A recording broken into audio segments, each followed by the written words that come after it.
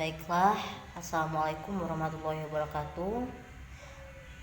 Bismillahirrahmanirrahim. Sebelumnya, perkenalkan, saya Rusiana, mahasiswi bimbingan konseling Islam semester 6, konsentrasi perkawinan. Nah, di sini saya akan memaparkan materi saya atau rancangan bimbingan pranikah saya untuk memenuhi tugas bimbingan konseling perkawinan. Nah, saya akan mengangkat tema tentang hal-hal yang seharusnya kita kenali sebelum kita menikah. Nah, judulnya Selamatkan Pasangan dari Nusyuz demi rumah tangga samawa. Samawa itu artinya sakinah, mawaddah, warahmah. Oke, itu data diri saya, maksudnya nama dan juga nomor induk mahasiswa saya. Kemudian, nah, apakah kalian sudah siap untuk menerima materi dari saya? Oke, let's go. Nah, di sini saya akan memaparkan 3 pembahasan. Yang pertama ada pengertian khusus, yang kedua ada jenis nusyuz, dan dasar hukum tentang nusyuz. Selanjutnya kita masuk ke pembahasan yang pertama. Oke, pengertian nusyuz. Nah, nusyuz secara bahasa berasal dari bahasa Arab, yaitu nasyaza, yanshuzu, nusyuzan, wa nasyazan, yang berarti meninggi, menonjol, durhaka, menentang, dan bertindak kasar. Nah, kemudian secara istilah, kata nusyuz adalah suatu keadaan di mana suami ataupun istri meninggalkan kewajibannya masing-masing sehingga menimbulkan ketegangan. Nah, adapun nusyuz itu juga datang dari suami ataupun istri. Jadi nusyuz itu tidak hanya di pihak istri sebagaimana yang kita ketahui. Nah, Abu Mansur Al-Lughawi mengatakan bahwa nusyuz merupakan rasa benci terhadap pasangan seperti suami membenci istri atau malah sebaliknya. Nah, jadi dengan kita membenci pasangan kita masing-masing, misalnya saya membenci suami saya atau bahkan suami saya membenci saya, itu dapat dikatakan nusyuz. Nah, kemudian kita masuk ke pembahasan yang kedua, jenis nusyuz. Nah, yang pertama itu ada nusyuz suami. Nah, di sini dikatakan dalam Al-Qur'an surah An-Nisa ayat 128 yang artinya, dan jika seorang wanita khawatir akan nusyuz atau sikap tidak acuh dari suaminya, maka tidak mengapa bagi keduanya mengadakan perdamaian yang sebenar-benarnya. Dan perdamaian itu lebih baik bagi mereka walaupun manusia itu menurut tabiatnya kikir. Dan juga kamu bergaul dengan istrimu secara baik dan melihara dirimu dari nusyuz dan sikap tak acuh, maka sungguhnya Allah adalah Maha mengetahui apa yang kamu kerjakan.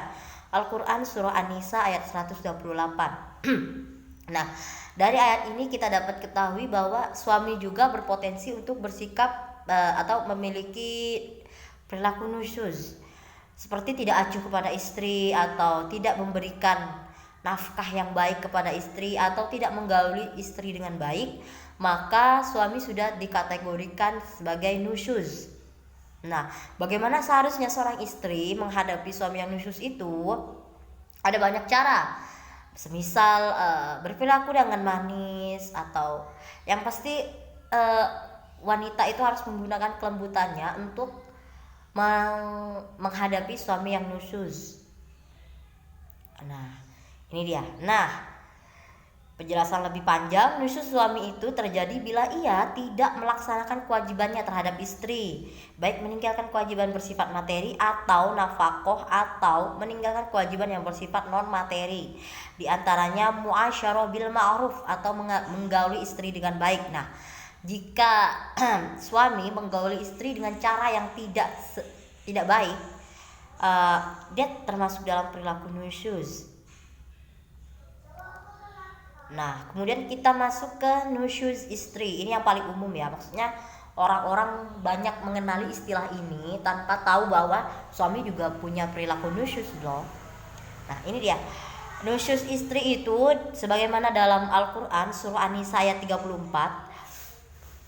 Wanita-wanita yang kamu khawatirkan nusyuz, maka nasihatilah mereka dan pisahkanlah mereka di tempat tidur mereka dan pukullah mereka. Kemudian jika mereka mentaatimu, maka janganlah kamu mencari-cari jalan untuk menyusahkannya. Sesungguhnya Allah Maha Tinggi lagi Maha Besar. Quran surah An-Nisa ayat 34. Nah, di sini dijelaskan bahwa untuk menghadapi wanita yang nusyuz atau istri yang nusyuz, seorang suami perlu melalui beberapa tahap. Yang pertama menasihati mereka. Kemudian ketika dia sudah dinasihati tapi dia tetap nusyuz, maka pisah ranjang atau kita pisah dari tempat tidur. Artinya tidurnya di tempat yang berbeda.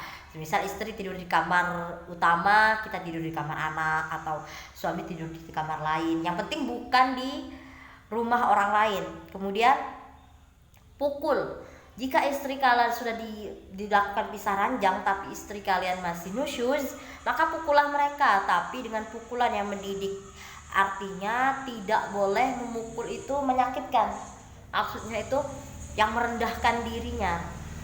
Kalau pukulan secara fisik pasti sakit, akan tetapi ada pukulan yang membekas itu di psikis. Istri itu akhirnya memendam benci nanti kepada suami. Nah, di hadis juga sudah disebutkan bagaimana kita memukul istri kita, bagaimana seharusnya pukulan mendidik itu seperti apa. Nah, oke, kita lanjut. Nah, ini dia. Arti nusyuz istri itu, nusyuz berarti kedurhakaan yang dilakukan oleh istri terhadap suaminya. Hal ini bisa terjadi dalam rumah tangga dalam bentuk pelanggaran perintah, penyelewengan, dan hal-hal yang mengganggu keharmonisan rumah tangga. Artinya semisal suami sudah menyediakan tempat tinggal atau rumah. Nah, suami mengajak istri pindah ke rumahnya tapi istri tidak mau. Itu sudah bisa dikategorikan dengan nusyuz. Akan termasuk dengan tidak memenuhi perintah. Kemudian dalam Al-Quran surah An-Nisa ayat 34 bahwasanya cara penyelesaian nusyuz yakni dengan menasihati seperti tadi ya.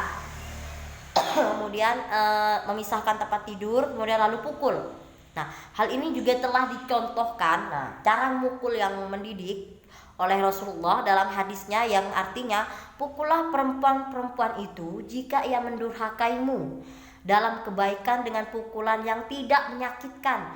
Hadis riwayat Bukhari Muslim dalam As-Subki tahun 2012. Nah, jadi memukul pun Rasulullah sudah mengajarkan bagaimana cara kita memukul istri. Sebenarnya ada banyak ada banyak hadis yang menjelaskan secara gamblang bagaimana seharusnya kita memukul istri yang sedang nusyuz. Ada hadis yang mengatakan jangan pukul di daerah wajah.